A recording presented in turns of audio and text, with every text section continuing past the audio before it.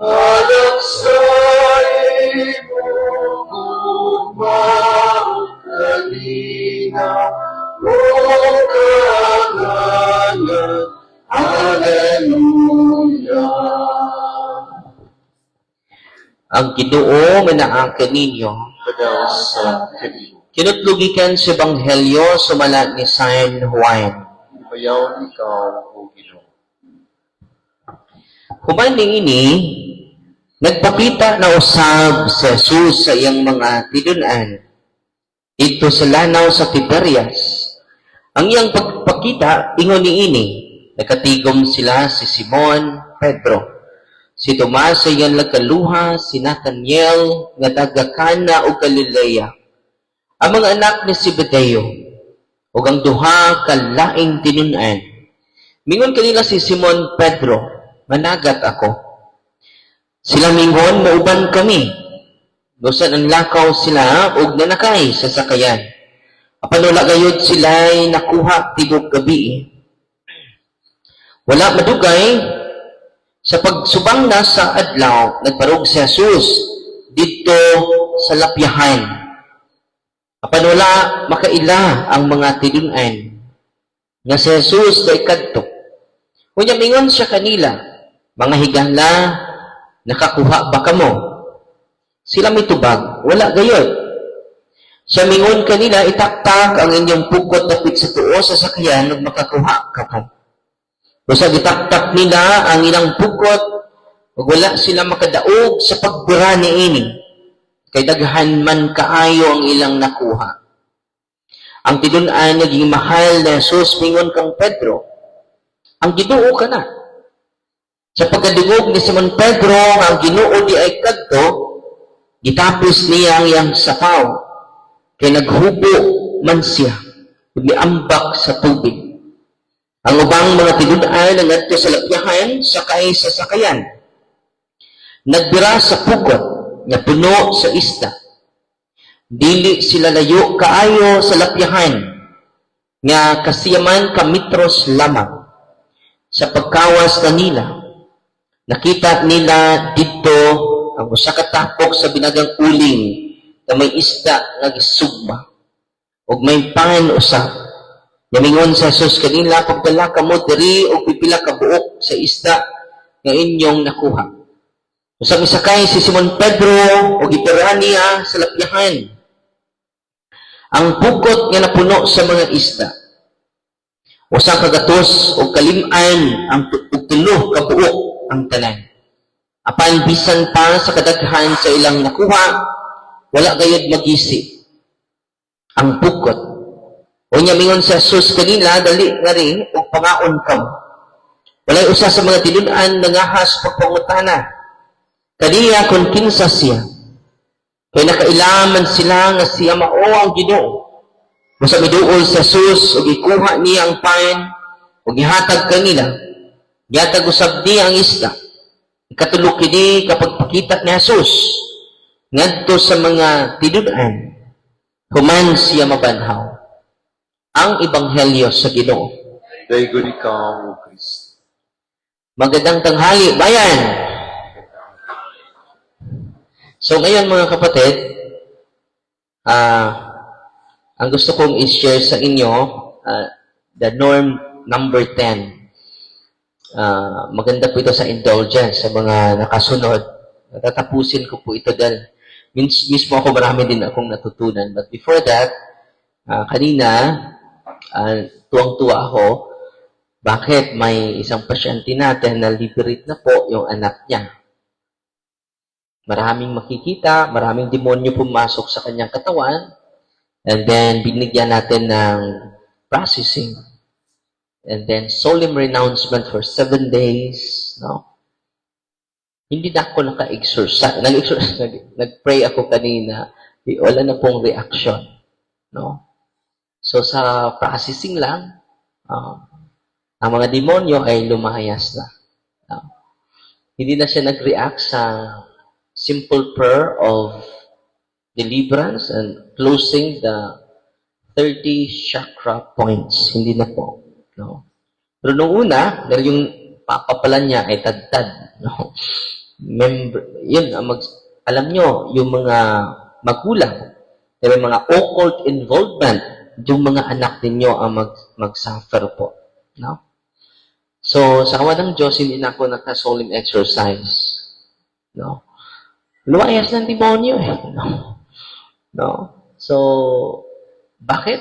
Na-dispose na po yung pasyente. Ang disposition is very important.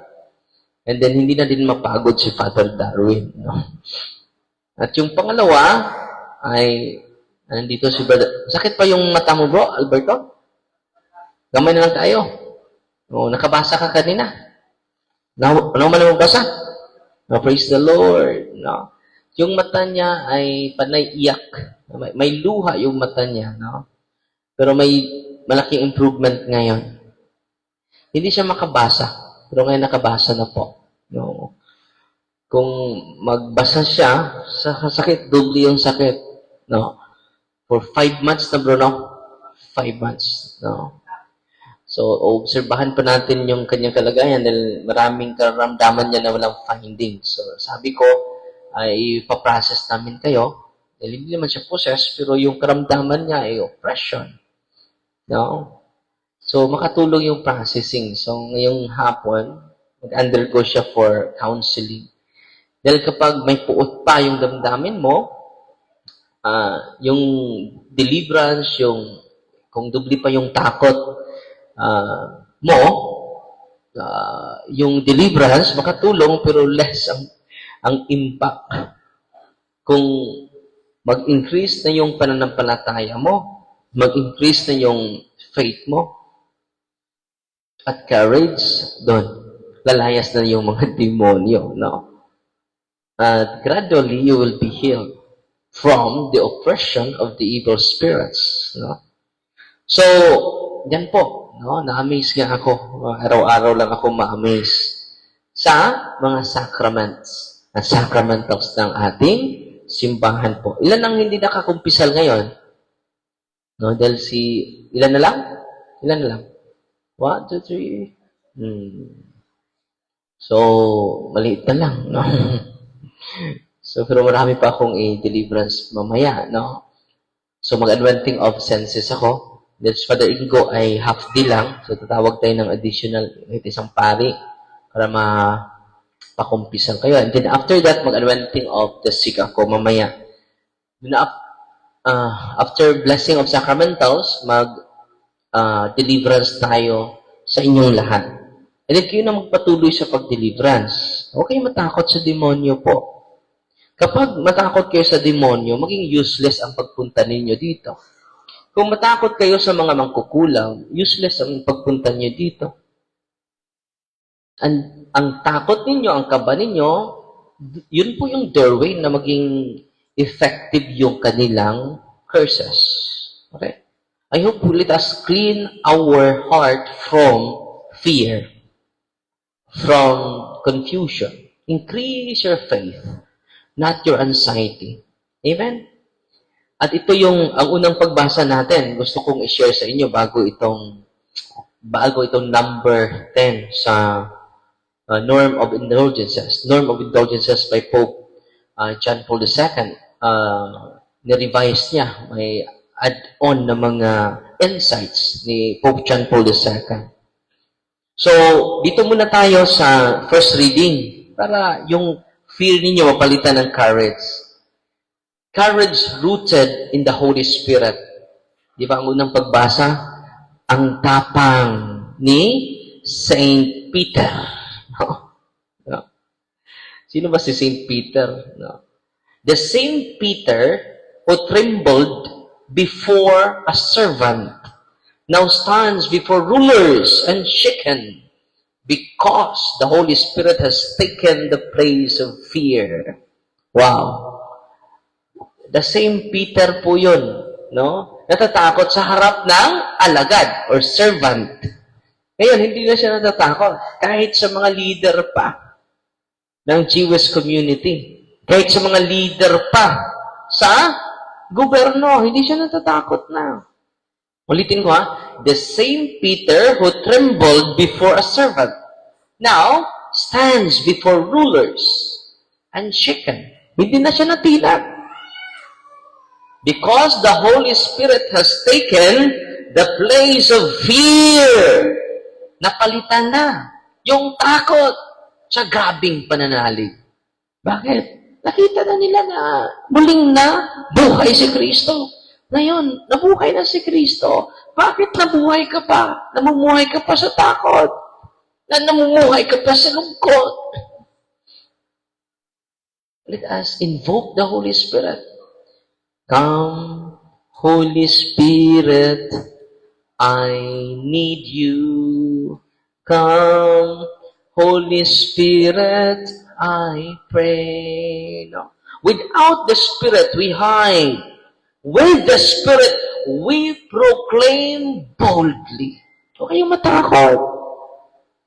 Kung alam nyo na katotohanan yung sinabi mo, huwag kayong matakot. Do not pray only for safety. Pray for boldness in the Holy Spirit. Wow. Lagi nung tayo nagdadasal, safety sana ako, Lord. Maprotektahan sana yung buhay ko, Lord. No. Ask the boldness of the presence of the Holy Spirit in our lives. Alam nyo, kung i-invoke natin ang banal na Espiritu Santo, araw-araw, wala na tayong takot. Katulad ng mga apostol. No? Courage rooted in the Holy Spirit. Sabi ni St. John Chrysostom. Peter, who once denied Jesus before a servant girl, now stands fearless before rulers. Grabe. Natatakot siya sa alagad. Pero hindi siya natatakot sa mga leader, sa government, mga kapatid. What a change. Not personally, but Pentecost. The apostles are now filled with the Holy Spirit, entirely transformed, no longer acting in human fear. Christian courage is not naturally bravery. It is a gift of grace. No? So, huwag na kayong matakot, ha? No. Increase your faith from fear to freedom. No. So, kung malayo na tayo, libre na tayo sa fear, we embrace freedom. They speak clearly, boldly, without compromise. Even when treated, imprisoned, surrounded by authority. Sige, parami. I-praise rami, rami. No. This is not rebellion. It is truth spoken in the Spirit. No. The Holy Spirit gives freedom from fear, not freedom from suffering. No. Hindi nangulugan na kung free ka na, wala nang suffering. Nandyan pa rin. Ginagamit nila yung persecution as a stage for witness. Kung may tatakot sa'yo, this is persecution. Persecution. Gamitin natin ito. Itong pag-persecute ninyo. O kung may nag-persecute sa'yo, gamitin nyo yan as a stage of witness. No? Arrest becomes opportunity. Trial becomes proclamation. Opposition becomes evangelization. For Chrysostom, the very court means to condemn them becomes their pulpit. No? Grabe, no? Ang ganda ng reflection ni St. John Chrysostom. God does not always remove persecution, suffering, pain. He transformed it into mission. Nag-uusap kami ni Brother Albert. Sabi niya, alam mo, Father, itong sakit ko, sa pamagitan nito, Father, I share the pain of Jesus. Wow. I share His suffering. I'm not worthy to share it, but now I share it. So, persecution, suffering as a stage for witness. The courage speaks truth, not convenience. Weakness becomes strength. Fishermen confronting religious elites. Mga mangingisda, agot po sila. Grabe, no? Uneducated, confounded scholars. Natatalo pa rin yung mga scholar, mga Sadducees, scribas. No? Formerly afraid, now fearless. Where the Spirit is, there is power. Greater than all human authority. Wow. Wala ka nang takot. Katotohanan yung sinasabi ko eh. Bakit naman ako matatakot? Amen? No?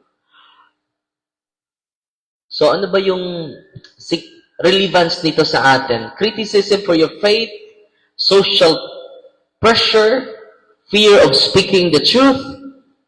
Alalahanin natin. Courage is not self-confidence. It is confidence in the Holy Spirit. Ulitin ko ha.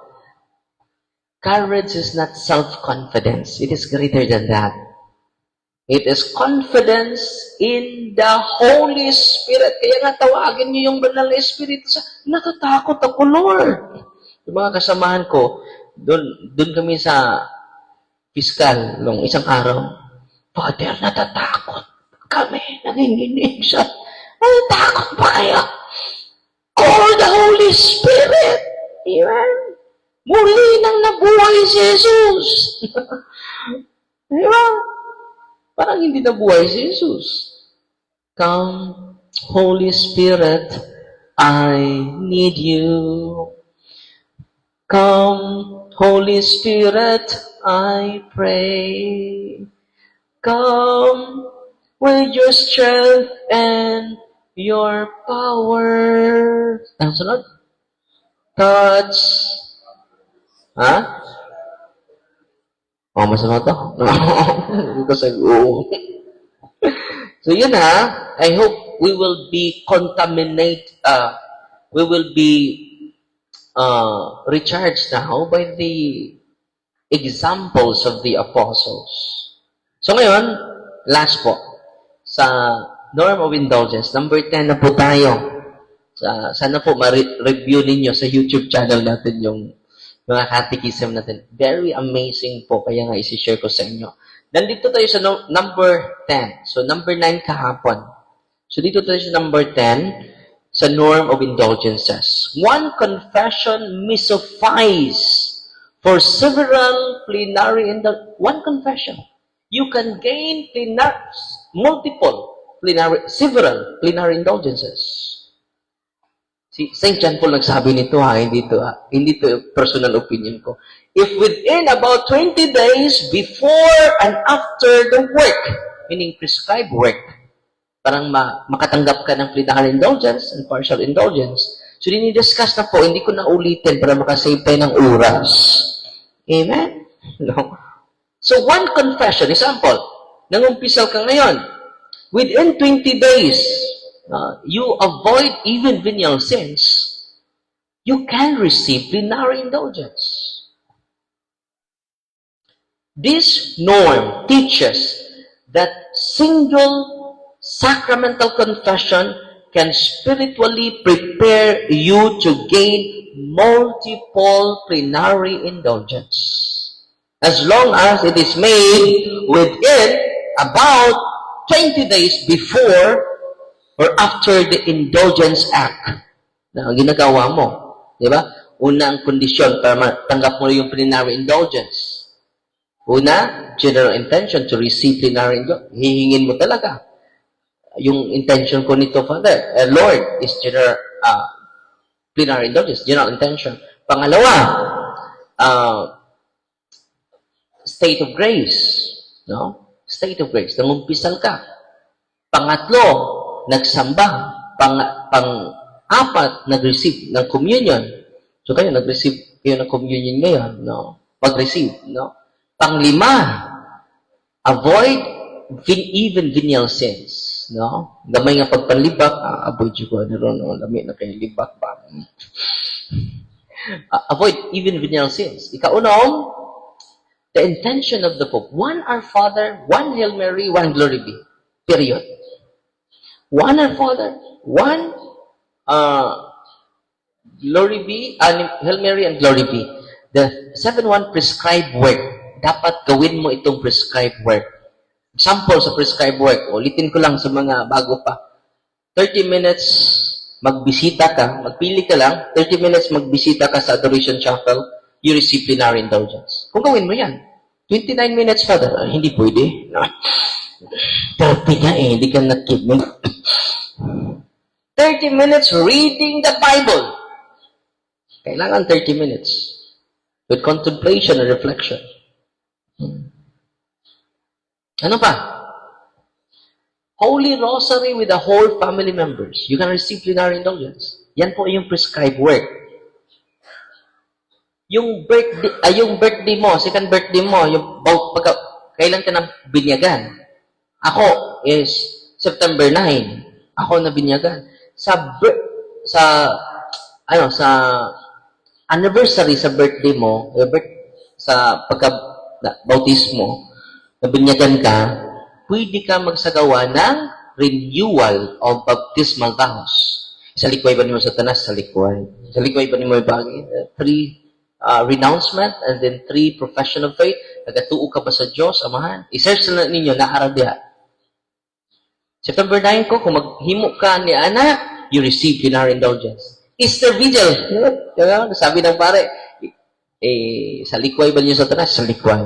Sa likway ba ninyo? Sa likway. Nagatuo ba ka mo sa Diyos? Isa likway. Maminaw. Doon ka karoon na. Huwag ka maminaw. No? So, Easter Vigil. You can receive plenary indulgence. Every day you can receive plenary indulgence. Okay? So, ang pangpito is the prescribed work. Okay? Pero, yung partial indulgence, you can receive it multiple times within a day. Sa isang araw, you can receive multiple partial indulgence. But plenary indulgence, you can receive only once every day. Okay?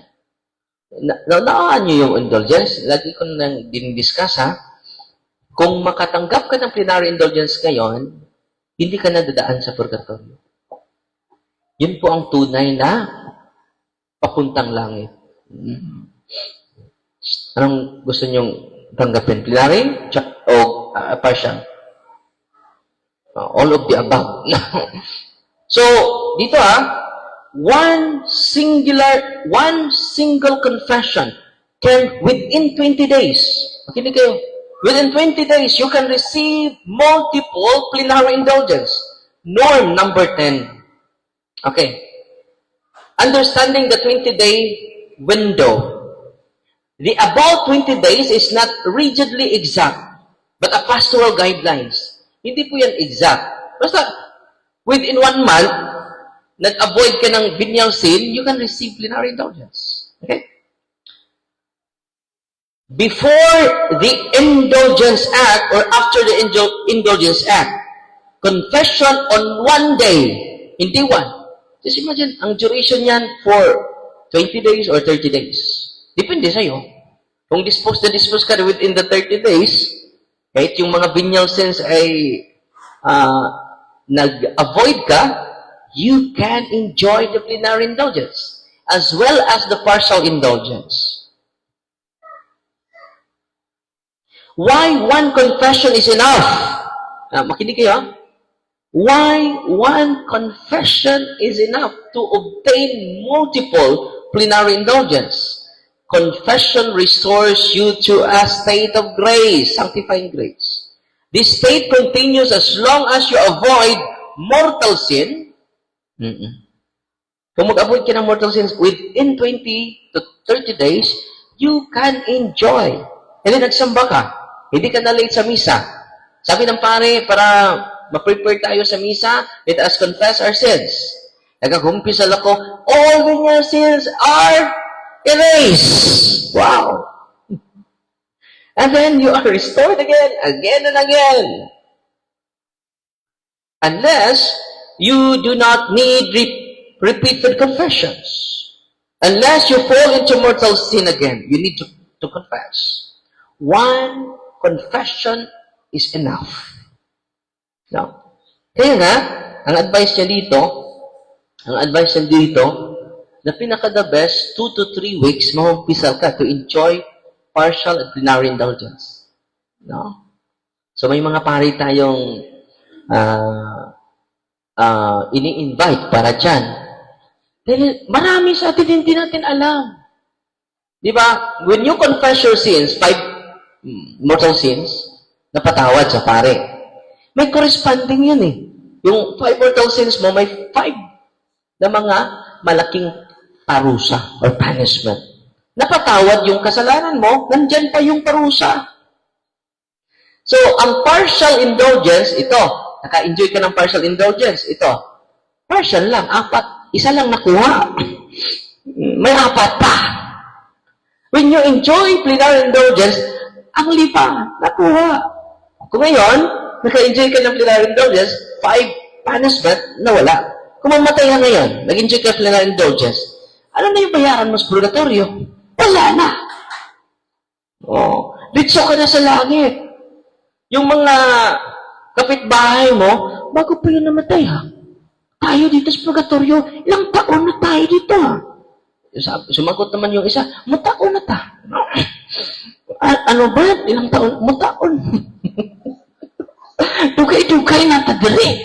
Mataon na ta. Siya kanina pa lang, wala pang oras, umakyat na.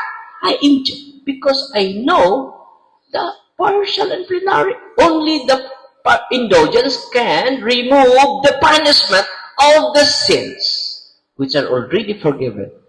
So connected siya sa sacrament of reconciliation. Sus, pagkasayon na di malangit di ay, uy, sige, basa ni, sayo na di malangit, uy, paklo, ang katolik ko. Tropo din ako, di ba? So, muna ako dyan yung norm, until 21 maning norm, dapat tas number 10. No? Nalipay ba mo ron? So, tiwaso lang ako, extend lang ko 5 minutes. Kaya nag-enjoy ko ani nga teachings. Important Catholics still required its time. Even if one confession covers many indulgences, its plenary indulgences still requires yung mga condition na sinabi ko. Una, general intention. Pangalawa, state of grace. Umpisal ka, magsamba, mag-receive ng communion, and then avoid even venial sins. Pang-anim, the Pope intentions, world peace. Ngayong Saturday, let us pray the Holy Rosary for world peace. Intention of the one Our Father lang. What? Mahirap ba yun? One Our Father lang eh. One Hail Mary, one yun lang! At pang-7 is the prescribed work. Magpili ka lang. Hindi mo pwede lahatin yon. Pwede 30 minutes, isang araw, 30 minutes dun sa Adoration Chapel. Ang gawin ko doon, Father, lumahod ka lang doon. 30 minutes lang ka, Father. Hindi pwede 25. 30 minutes ang sinabi ng simbahan eh. Baguhin mo, no? When you need a new confession, you must go to confession again. If you commit a mortal sin, or your previous confession becomes spiritually distant. Malayo na yung, matagal na yun No? Mga 20 minutes beyond 30 days na, balik ako. Umpisal ako. This norm reflects the church understanding that grace is not mechanical. Confession creates a living relationship with God. It is not mechanical pala. It is a living relationship with God. Di ba? Okay. Iba, maliligo isang araw, 3 beses. Totoo, hindi. Ang iba naman, 2 beses isang araw. Sa umaga, sa pag-uwi, ligo na naman. No? Ang iba din, maliligo lang 1 beses. Ang iba din, wala ding ligo-ligo. No? Kuryagaba, no? Maligo ng Bernie Santo. Indulgences flow from conversion, communion with the church, union with Christ. Go to confession every 2 to 3 weeks or 1 month. Live in a state of grace. Be always ready to receive indulgences.